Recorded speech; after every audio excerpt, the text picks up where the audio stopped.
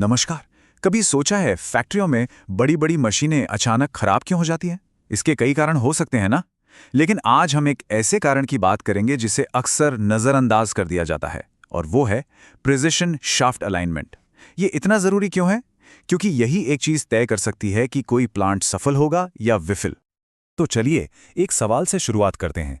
अंदाजा लगाइए कि जितनी भी घूमने वाली मशीनें हैं उनमें से लगभग 50% ब्रेकडाउन यानी आधी खराबियों के पीछे क्या एक वजह हो सकती है? जरा सोचकर देखिए, 50% ये बहुत बड़ा नंबर है। हाँ, 50%। इसका मतलब सीधा सा है कि इंडस्ट्री में खराब होने वाली हर 2 मशीनों में से एक को शायद हम बचा सकते थे। बस ये एक नंबर ही इस विषय की गंभीरता को समझाने के लिए काफी है। और इसका जवाब है गलत शाफ्ट अलाइनमेंट। जी हां, इनकरेक्ट शाफ्ट अलाइनमेंट। ये एक ऐसी समस्या है जो इंडस्ट्री में न जाने कितना पैसा और वक्त बर्बाद करती है। तो आज हम इसी को विस्तार से समझेंगे। आज के सफर में हम क्या-क्या कवर करेंगे? हम देखेंगे कि इन ब्रेकडाउन की अनकही लागत क्या है, फिर समझेंगे कि ये शाफ्ट अलाइनमेंट आखिर है क्या और इतना जरूरी क्यों है। इसके बाद इसका पूरा प्रोसेस देखेंगे, कुछ असल दुनिया के नतीजों पर नजर डालेंगे और आखिर में ये विश्वसनीयता की बुनियाद कैसे बनता है, इस पर बात करेंगे। तो चलिए शुरू करते हैं। सेक्शन 1, ब्रेकडाउन की छिपी लागत। सेक्शन 2, शाफ्ट अलाइनमेंट आखिर है क्या?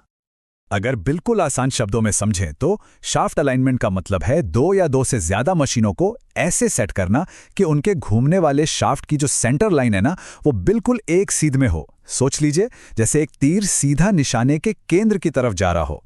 और ये अलाइनमेंट तब परफेक्ट होना चाहिए जब मशीन चल रही हो, क्योंकि उस वक्त गर्मी और दबाव से थोड़े बहुत बदलाव आ जाते हैं। अच्छा, तो इस अलाइनमेंट को हम नापते कैसे हैं? इसके 2 मुख्य पैरामीटर हैं। पहला, एंगुलैरिटी। इसका मतलब है कि दोनों शाफ्ट के बीच कोई एंगल तो नहीं बन रहा। और दूसरा है ऑफसेट, मतलब क्या दोनों शाफ्ट की सेंटर लाइन एक दूसरे से ऊपर नीचे या दाएं बाएं हैं, एकदम परफेक्ट अलाइनमेंट में। ये दोनों एंगुलैरिटी और ऑफसेट 0 होने चाहिए। यहां एक बहुत ही आम गलतफहमी दूर करना जरूरी है। शाफ्ट अलाइनमेंट और कपलिंग अलाइनमेंट ये एक चीज नहीं है। देखिए, शाफ्ट अलाइनमेंट का फोकस शाफ्ट की असली घूमने वाली एक्सिस पर होता है, जबकि कपलिंग अलाइनमेंट सिर्फ कपलिंग की सतह देखता है। इसको ऐसे समझिए कि सिर्फ 2 पाइप के सिरों को जोड़ देना काफी नहीं है। जरूरी यह है कि पानी उन दोनों पाइप से एक सीधी लाइन में बहे। इसीलिए प्रिसिशन और विश्वसनीयता के लिए हमारा लक्ष्य हमेशा शाफ्ट अलाइनमेंट ही होना चाहिए, कपलिंग का नहीं। तो आगे बढ़ते हैं। सेक्शन 3, प्रिसिशन अलाइनमेंट इतना जरूरी क्यों है? अगर अलाइनमेंट गलत है तो इसके कई सारे चेतावनी संकेत मिलते हैं। सबसे पहला और सबसे आम है मशीन में बहुत तेज वाइब्रेशन होना और उसका जरूरत से ज्यादा गर्म होना। ऐसा इसलिए होता है क्योंकि जब शाफ्ट एक लाइन में नहीं होते तो वे एक दूसरे पर जबरदस्त फोर्स डालते हैं। इस दबाव से बेरिंग, सील ये सब चीजें समय से पहले ही खराब हो जाती हैं। और हद तो तब हो जाती है जब शाफ्ट खुद ही टूट जाता है। लेकिन अगर अलाइनमेंट बिल्कुल सही हो तो इसके फायदे भी कमाल के हैं। इससे न सिर्फ रखरखाव और स्पेयर पार्ट्स का खर्च कम होता है, बल्कि पावर कंजम्पशन यानी बिजली का बिल भी नीचे आता है। पर सबसे बड़ा फायदा है विश्वसनीयता। मशीनें ज्यादा समय तक बिना रुके चलती हैं, जिससे सीधा सीधा प्रोडक्शन बढ़ता है और पूरे प्लांट की परफॉर्मेंस बेहतर हो जाती है। चलिए अब देखते हैं इसका प्रोसेस। सेक्शन 4, अलाइनमेंट प्रक्रिया। देखिए, कोई भी माप लेने से पहले तैयारी करना सबसे जरूरी है। सबसे पहले मशीन की बेस प्लेट और जहां वो रखी है उस जगह को अच्छे से साफ करना है। दूसरा, आपके पास अच्छी क्वालिटी के शिम्स होने चाहिए। तीसरा, कपलिंग में रन आउट चेक करना है। इसका मतलब है कि कहीं कपलिंग खुद ही टेढ़ी मेढ़ी तो नहीं है। और हां, यह भी पक्का करना है कि मशीन से जुड़ी पाइप्स का पूरा सपोर्ट हो, ताकि उनका वजन मशीन पर एक्स्ट्रा तनाव ना डाले। अब आता है सबसे जरूरी कदम, सॉफ्ट फुट चेक। इसको ऐसे इमेजिन कीजिए जैसे एक मेज है जिसका एक पाया छोटा है और वो हिलती रहती है। मशीन के साथ भी बिल्कुल यही होता है। अगर मशीन का एक भी कोना बेस पर ठीक से नहीं बैठा है तो अलाइनमेंट कभी भी सही नहीं हो सकता। तो टेक्नीशियन हर पैर के बोल्ट को ढीला करके देखते हैं कि कोई गैप तो नहीं है। अगर ये गैप 0.05 मिलीमीटर से ज्यादा है, जो कि इंसान के बाल से भी पतला होता है, तो उसे शिम्स यानी पतली मेटल की प्लेट्स डालकर ठीक किया जाता है। वक्त के साथ अलाइनमेंट के तरीके भी बदले हैं। पहले लोग स्ट्रेट एज यानी एक सीधी पट्टी से चेक करते थे, फिर आए थोड़े बेहतर डायल इंडिकेटर्स, और आज हम इस्तेमाल करते हैं सबसे आधुनिक तकनीक, लेजर सिस्टम। आधुनिक लेजर सिस्टम पुराने तरीकों से हर मामले में बेहतर हैं। सबसे बड़ा फायदा तो है इनकी हाई प्रिसिजन यानी एकदम सटीक एक्यूरेसी। दूसरा, इन पर ब्रैकेट सैग का कोई असर नहीं होता, मतलब पुराने इंडिकेटर्स की तरह ये अपने वजन से झुकते नहीं, जिससे रीडिंग गलत नहीं आती। और सबसे अच्छी बात, सिस्टम खुद सारे जटिल कैलकुलेशन कर लेता है और आपको लाइव स्क्रीन पर दिखाता है कि मशीन को कितना और किस दिशा में मूव करना है। इससे काम न सिर्फ आसान बल्कि बहुत तेजी से हो जाता है। तो अब बात करते हैं असल दुनिया के नतीजों की। सेक्शन 5, असल दुनिया के नतीजे और बचत। ये देखिए, एक असल साइट सर्वे के नतीजे। 3000 आरपीएम पर चलने वाली 100 मशीनों को जब चेक किया गया तो पता है क्या निकला? उनमें से 90% मशीनें 90% तय मानकों के बाहर चल रही थीं। सिर्फ 10% ही ठीक से अलाइन थी। इससे आप अंदाजा लगा सकते हैं कि यह समस्या कितनी आम है। तो इससे असल में बचत कितनी होती है? यूके के केमिकल प्लांट में एक स्टडी हुई, उससे पता चला कि सिर्फ अलाइनमेंट को ठीक करके 1 साल में ऊर्जा पर 50,000 पाउंड से ज्यादा बचाए जा सकते हैं। अगर इसको भारतीय रुपयों में बदलें तो ये 50 लाख से भी ज्यादा की रकम बनती है। सोचिए, सिर्फ एक प्लांट में 1 साल की बचत। और ये चार्ट तो एक और कमाल का उदाहरण है। यूके की एक रिफाइनरी ने जब लेजर अलाइनमेंट को अपनी पॉलिसी का हिस्सा बना लिया तो देखिए क्या हुआ। पहले मशीनों से आने वाले वाइब्रेशन अलार्म की संख्या बहुत ज्यादा थी और लेजर अलाइनमेंट के बाद यह संख्या लगभग ऑलमोस्ट 0 हो गई। कितना बड़ा फर्क है ना? तो अब हम आते हैं अपने आखिरी सेक्शन पर, सेक्शन 6, विश्वसनीयता की नींव। ये जो कोट है, ये इस पूरी बात का सार है। एक मशीन जिसका अलाइनमेंट ठीक से किया गया हो, वो प्लांट के लिए एक विश्वसनीय संपत्ति बन जाती है। वो तब काम आती है जब उसकी जरूरत होती है और उसे बहुत कम रखरखाव की जरूरत पड़ती है। बिल्कुल साफ है, सही अलाइनमेंट सिर्फ एक तकनीकी काम नहीं, ये प्लांट की सफलता की नींव है। तो आखिर में ये सवाल सोचना बहुत जरूरी है, क्या खराब अलाइनमेंट की वजह से होने वाला नुकसान आपके अनुमान से कहीं ज्यादा तो नहीं है? ये एक ऐसा सवाल है जिसे हर औद्योगिक प्लांट को अपने रखरखाव, डाउन टाइम और छुपे हुए खर्चों के बारे में जरूर सोचना चाहिए। क्या कभी आपने सोचा है कि मशीनें भी बिल्कुल हमारी आपकी तरह बात करती हैं? शायद बोलकर नहीं, पर वो अपनी सेहत का हाल जरूर बताती हैं। कैसे? वाइब्रेशन के जरिए। एक खास तरह की कंपकपी जो असल में उनकी अपनी एक गुप्त भाषा है। तो आज हम इसी भाषा को सीखने और समझने की कोशिश करेंगे। चलिए मशीनों की इस अनसुनी दुनिया में चलते हैं। चलिए सीधे इस एक नंबर से शुरुआत करते हैं, 25%। एक DTI रिपोर्ट बताती है कि जो कंपनियां कंडीशन मॉनिटरिंग को अपनाती हैं, वे अपने मेंटेनेंस के खर्च में औसतन इतनी ही बचत करती हैं। मतलब 1/4 लागत कम, सिर्फ मशीनों की इस धीमी आवाज को ध्यान से सुनकर। तो ये कोई हवाई बात नहीं है, ये बिजनेस के लिए एक स्मार्ट मूव है जो सीधे सीधे पैसे बचाता है। आज का हमारा सफर कुछ इस तरह का रहेगा। हम पहले ये समझेंगे कि जब कोई मशीन अचानक बंद पड़ जाती है तो उसकी असली कीमत क्या होती है। फिर हम मशीनों के हेल्थ चेकअप के बारे में जानेंगे, जिसे कंडीशन मॉनिटरिंग कहते हैं। इसके बाद हम वाइब्रेशन की भाषा सीखेंगे, उसके संकेतों को डिकोड करेंगे और असल में गड़बड़ी कहाँ है ये पता लगाना सीखेंगे।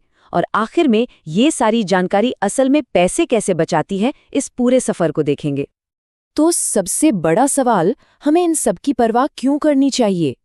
क्योंकि जब कोई मशीन बिना बताए धोखा दे जाती है तो वो सिर्फ एक पुर्जा नहीं टूटता, उसका असर बहुत बड़ा, बहुत गहरा और बहुत महंगा होता है। चलिए एक छोटा सा उदाहरण लेते हैं। मान लीजिए एक फैक्ट्री में एक बड़े से पंप का बेरिंग अचानक जाम हो गया। अब ये सिर्फ एक बेरिंग का खराब होना नहीं है, ये एक चेन रिएक्शन की तरह है। बेरिंग जाम हुआ तो जोर का झटका लगा, जिससे शाफ्ट टेढ़ा हो गया, मैकेनिकल सील फट गई और नतीजा पूरा का पूरा प्रोडक्शन ठप। और जो रिपेयर का बिल आया वो लाखों में। ये वही बात हुई कि आग लगने पर हम कुआं खोदने भागते हैं, हमेशा नुकसान के बाद ही जागते हैं। तो इस आग लगने का इंतजार करने से बेहतर कोई और तरीका है क्या? जी हाँ, बिल्कुल है। और वो तरीका है मशीनों का रेगुलर हेल्थ चेकअप। ये एक ऐसा आइडिया है जिसे हम सब बड़ी आसानी से समझ सकते हैं। इसी हेल्थ चेकअप को हम तकनीकी दुनिया में कंडीशन मॉनिटरिंग या शॉर्ट में CM कहते हैं। इसका सीधा सा मतलब है प्रॉब्लम के आने का इंतजार मत करो, प्रॉब्लम को आने से पहले ही ढूंढ निकालो। ये मेंटेनेंस के बारे में हमारी पूरी सोच को रिएक्टिव से प्रोएक्टिव बना देता है। हम मुसीबत का इंतजार नहीं करते, हम मुसीबत को आने से रोकते हैं। ये लाइन इस पूरे कॉन्सेप्ट का दिल है। जैसे हम अपनी सेहत के लिए साल में एक बार डॉक्टर के पास जाकर पूरा बॉडी चेकअप कराते हैं ताकि कोई बड़ी बीमारी बनने से पहले ही पकड़ में आ जाए, बिल्कुल वही काम कंडीशन मॉनिटरिंग मशीनों के लिए करती है। इसका एक ही मकसद है, समस्या को तब पकड़ो जब वो छोटी हो, इससे पहले कि वो बढ़कर विनाशकारी बन जाए। अच्छा, एक मशीन जब बीमार पड़ती है तो कई लक्षण दिखाती है। हो सकता है उसका तापमान बढ़ जाए या उससे कोई अजीब सी आवाज आने लगे, लेकिन इन सब लक्षणों में से एक भाषा है जो सबसे साफ, सबसे गहरी और सबसे सटीक जानकारी देती है, और वो भाषा है वाइब्रेशन की। तो सवाल ये है कि वाइब्रेशन ही क्यों? आखिर इसमें ऐसा क्या खास है कि इसे कंडीशन मॉनिटरिंग का सबसे ताकतवर औजार माना जाता है? चलिए इसके पीछे का राज जानते हैं। देखिए, वाइब्रेशन हमें पूरी कहानी सुनाता है। ये सिर्फ ये नहीं बताता कि हाँ कोई प्रॉब्लम है, ये बताता है कि प्रॉब्लम क्या है और वो कितनी बड़ी है। ये एक ऐसे डॉक्टर की तरह है जो सिर्फ ये ना बताए कि बुखार है, बल्कि ये भी बताए कि इन्फेक्शन कहाँ है और कितना फैला हुआ है। और सबसे कमाल की बात, ये सारी जानकारी हमें मशीन को बंद किए बिना उसके चलते चलते ही मिल जाती है। वाइब्रेशन की भाषा के दो सबसे जरूरी शब्द हैं फ्रीक्वेंसी और एम्पलीट्यूड। फ्रीक्वेंसी का मतलब है कि मशीन एक सेकंड में कितनी बार कांप रही है। ये हमें बताता है कि प्रॉब्लम का सोर्स क्या है, मतलब मुजरिम कौन है। और एम्पलीट्यूड का मतलब है कि मशीन कितना जोर से कांप रही है। ये हमें बताता है प्रॉब्लम की गंभीरता कितनी है, मतलब जुर्म कितना बड़ा है। इन दोनों को मिलाकर ही पूरी तस्वीर साफ होती है। ठीक है, तो हमें पता है कि वाइब्रेशन में ये जरूरी सुराग छिपे हैं, लेकिन एक मशीन जब चलती है तो उसमें से हजारों तरह के वाइब्रेशन एक साथ निकलते हैं, एक शोर की तरह। तो एक्सपर्ट्स इस शोर के समंदर में से काम की जानकारी का मोती कैसे ढूंढ निकालते हैं? इसका जवाब है वाइब्रेशन स्पेक्ट्रम। इसे एक ऑर्केस्ट्रा की तरह समझिए। जब सारे म्यूजिशियन एक साथ बजाते हैं तो हमें एक मिली जुली धुन सुनाई देती है। वाइब्रेशन स्पेक्ट्रम उस मिली जुली धुन को लेता है और उसे हर एक इंस्ट्रूमेंट जैसे वायलिन, गिटार, ड्रम्स की अलग अलग आवाज में तोड़ देता है। इससे हम हर आवाज को साफ साफ सुन सकते हैं। ये उस शोर को एक खूबसूरत चार्ट में बदल देता है। और ये जादू होता कैसे है? एक बहुत ही पावरफुल मैथमेटिकल टूल से, जिसका नाम है FFT यानी फास्ट फूरियर ट्रांसफॉर्म। हमें इसकी मैथ्स में जाने की कोई जरूरत नहीं है। बस ये समझिए कि ये वो जादुई इंजन है जो मशीन से आने वाले शोरगुल वाले सिग्नल को एक साफ सुथरे पढ़ने लायक चार्ट में बदल देता है। और अब आता है सबसे मजेदार हिस्सा। जब हमारे पास वो साफ सुथरा स्पेक्ट्रम चार्ट आ जाता है तो हम उससे असली गड़बड़ी का पता कैसे लगाते हैं? ये वो पॉइंट है जहां डेटा एक कहानी बन जाता है और एक इंजीनियर एक जासूस। देखिए, मजे की बात यह है कि हर मैकेनिकल प्रॉब्लम अपना एक खास वाइब्रेशन पैटर्न छोड़ती है, बिल्कुल एक फिंगरप्रिंट की तरह। जैसे अगर कोई पंखा अनबैलेंस्ड है तो वो अपनी घूमने की रफ्तार, जिसे 1x RPM कहते हैं, उस पर बहुत तेजी से वाइब्रेट करेगा। अगर दो शाफ्ट की सीध में नहीं है, यानी मिसअलाइनमेंट है, तो वाइब्रेशन 1x और 2x RPM दोनों पर दिखेगा। एक्सपर्ट्स इन्हीं फिंगरप्रिंट्स को पहचानते हैं और बिना मशीन खोले बता देते हैं कि अंदर क्या चल रहा है। तो ये जासूसी होती कैसे है? स्टेप बाय स्टेप समझते हैं। पहला, एक सेंसर जिसे ट्रांसड्यूसर कहते हैं, मशीन पर लगाकर उसका वाइब्रेशन रिकॉर्ड किया जाता है। दूसरा, FFT सॉफ्टवेयर उस सिग्नल को स्पेक्ट्रम चार्ट में बदल देता है। तीसरा, एनालिस्ट उस चार्ट में खास फिंगरप्रिंट्स ढूंढता है। चौथा, वो उन फिंगरप्रिंट्स को खराबियों की एक जानी पहचानी लाइब्रेरी से मैच करता है। और पांचवा स्टेप, बिंगो, प्रॉब्लम की जड़ पकड़ में आ जाती है। और अब हम अपनी कहानी को वहीं वापस लाते हैं जहां से हमने शुरू किया था, पैसे पर। क्योंकि दिन के अंत में ये सारी तकनीक, ये सारा विश्लेषण, इसका एक ही मकसद है, बिजनेस को फायदा पहुंचाना, लागत कम करना और सेफ्टी को बेहतर बनाना। इसके फायदे बहुत सीधे हैं। अब आप अचानक आधी रात में आने वाले फोन कॉल का इंतजार नहीं करते। आप पहले से मेंटेनेंस प्लान करते हैं। आपको पता होता है कि कौन सा पार्ट खराब होने वाला है, तो आप उसे एडवांस में ऑर्डर कर सकते हैं। एक छोटी सी प्रॉब्लम को बड़ी बनने से पहले रोककर आप बाकी मशीन को होने वाले नुकसान से बचाते हैं। इसका मतलब है कम खर्चा, कम डाउन टाइम और एक ज्यादा सेफ और भरोसेमंद प्लांट। याद है वो बचत वाला आंकड़ा? एक मीडियम साइज के प्लांट के लिए ये बचत साल में 62,000 पाउंड यानी करीब 60 से 65 लाख रुपए तक हो सकती है। ये कोई छोटी मोटी रकम नहीं है।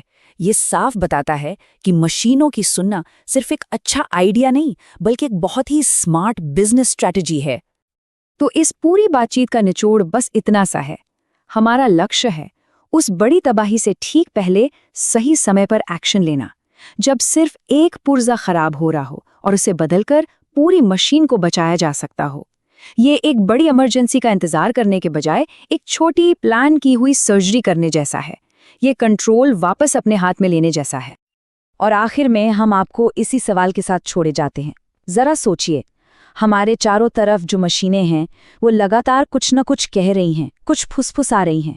अगर वो हमें अपनी समस्याओं के बारे में पहले से ही बताने की कोशिश कर रही हैं, तो क्या हम उनकी भाषा सुनने के लिए तैयार हैं, या हम उस जरूरी आवाज को बस एक शोर समझकर नजरअंदाज कर रहे हैं? नमस्कार। कभी किसी बहुत बड़ी मशीन को देखा है जो इतनी तेजी से घूम रही हो कि वो कांपने लगे, थरथराने लगे? आज हम उसी अदृश्य शक्ति को समझने वाले हैं जो इस थरथराहट को रोकती है, डायनामिक बैलेंसिंग। ये एक ऐसी प्रक्रिया है जो हर घूमने वाली चीज के लिए, चाहे वो घर का पंखा हो या कोई विशाल इंडस्ट्रियल टरबाइन, बहुत ही जरूरी है। असल में ये एक अस्थिर समस्या को एक एकदम स्मूथ समाधान में बदलने की कला है। तो चलिए एक बड़े सवाल से शुरू करते हैं। कभी सोचा है कि ये बड़ी बड़ी मजबूत दिखने वाली मशीनें जो हमारी पूरी दुनिया को चलाती हैं, कभी कभी इतनी बुरी तरह कांपनी क्यों लगती है कि वो खुद को ही तोड़ लेती हैं? आखिर इसके पीछे वजह क्या है? हैरानी की बात यह है कि इसका जवाब हमारी रोजमर्रा की जिंदगी में ही छिपा है। ये बिल्कुल वैसा ही है जैसे खास स्पीड पर गाड़ी का पहिया डगमगाने लगता है, या जब वॉशिंग मशीन में सारे गीले कपड़े एक तरफ जमा हो जाते हैं और वो जोर जोर से हिलने लगती है। इन सभी मामलों में, चाहे मशीन छोटी हो या बड़ी, असल समस्या एक ही है, वजन का असंतुलन, जिसे हम अनबैलेंस कहते हैं। तो चलिए सबसे पहले ये समझते हैं कि ये मशीन अनबैलेंस्ड या असंतुलन आखिर है क्या। ठीक है, तो इसकी एक ऑफिशियल परिभाषा भी है जो आईएसओ मानक से आती है, पर अगर आसान शब्दों में समझें तो बैलेंसिंग का मतलब है ये पक्का करना कि घूमने वाली किसी भी चीज का वजन उसके सेंटर के चारों ओर बिल्कुल बराबर बंटा हो। सोचिए, अगर वजन एक तरफ ज्यादा हो तो जब वो चीज घूमेगी तो वो भारी वाला हिस्सा बाहर की तरफ एक जोर लगाएगा। इसी फोर्स को सेंट्रीफ्यूगल फोर्स कहते हैं, और यही वो ताकत है जो पूरी मशीन में वाइब्रेशन या कंपन पैदा करती है। और देखिए, ये सिर्फ हल्की फुल्की कंपन की बात नहीं है, इसके नतीजे बहुत गंभीर हो सकते हैं। ये अनबैलेंस लगातार मशीन के जरूरी हिस्सों जैसे बेयरिंग्स और शाफ्ट्स पर जोर डालता है और उन्हें वक्त से पहले ही खराब कर देता है। इससे होता क्या है? प्रोडक्शन रुकता है, जिससे लाखों का नुकसान हो सकता है। और सबसे बड़ी बात, ये आसपास काम करने वाले लोगों के लिए एक बहुत बड़ा सेफ्टी रिस्क बन जाता है। तो इस अनबैलेंस को ठीक करना कोई ऑप्शन नहीं बल्कि एक जरूरत है। चलिए अब दूसरे हिस्से पर चलते हैं जो बैलेंसिंग के सबसे मूल सिद्धांत के बारे में है, और वो ये है कि यहाँ हमारा लक्ष्य परफेक्ट या 100% संतुलन हासिल करना है ही नहीं। ये बात थोड़ी चौंकाने वाली लग सकती है ना? स्रोत सामग्री के मुताबिक किसी भी मशीन को बिल्कुल जीरो अनबैलेंस की हालत में लाना प्रैक्टिकली नामुमकिन है। असल में हमेशा थोड़ा बहुत ही छोटा सा असंतुलन पीछे रह ही जाता है, जिसे रेजिडुअल अनबैलेंस कहते हैं। तो सवाल उठता है कि अगर परफेक्शन मुमकिन नहीं तो फिर असली लक्ष्य क्या है? देखिए, असली लक्ष्य है अनबैलेंस को एक ऐसे लेवल तक कम करना जो मशीन के लिए सेफ हो, एक्सेप्टेबल हो और साथ ही किफ़ायती भी हो। परफेक्शन के पीछे भागने का मतलब है बेहिसाब वक्त, खास उपकरण और पैसा खर्च करना। तो ये परफॉर्मेंस और लागत के बीच एक बहुत ही ज़रूरी और प्रैक्टिकल समझौता है। तो फिर ये कैसे तय होता है कि पर्याप्त रूप से अच्छा क्या है? यहीं पर आईएसओ जी ग्रेड जैसे स्टैंडर्ड्स काम आते हैं। इन्हें आप एक तरह की गाइड बुक समझ सकते हैं जो बताती है कि किस मशीन के लिए कितना अनबैलेंस चल सकता है। जैसे आप इस टेबल में देख सकते हैं, जी नंबर जितना छोटा होता है, बैलेंसिंग की ज़रूरत उतनी ही सटीक होती है।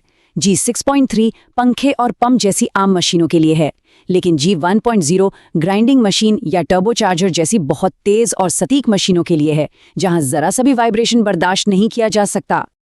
ठीक है, अब जब हम समस्या और लक्ष्य दोनों को समझ गए हैं तो चलिए जरा समय में पीछे चलते हैं।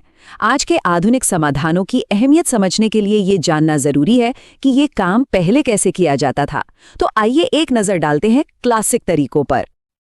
देखिए, बैलेंसिंग का तरीका इस बात पर निर्भर करता है कि रोटर का आकार कैसा है। अगर रोटर एक पतली डिस्क जैसा है, जैसे कोई पंखे का ब्लेड, तो उसका बैलेंस एक ही प्लेन में ठीक किया जा सकता है। इसे कहते हैं सिंगल प्लेन बैलेंसिंग।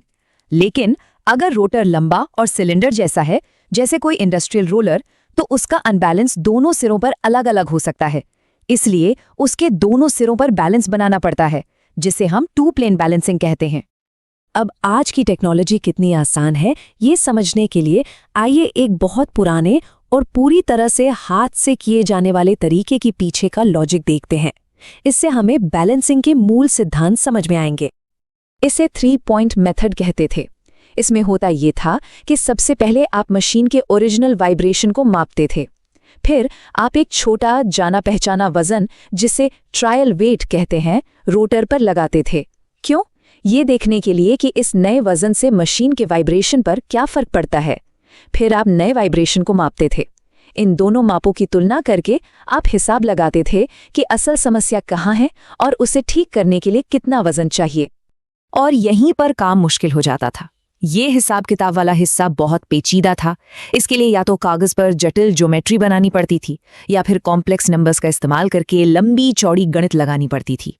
ये पूरी प्रक्रिया बहुत धीमी थी, जटिल थी और इसमें बहुत ज्यादा विशेषज्ञता की जरूरत होती थी। और अब एंट्री होती है हमारी कहानी के हीरो की, मॉडर्न टेक्नोलॉजी, जो पुराने तरीकों की सारी मुश्किलों का हल लेकर आई।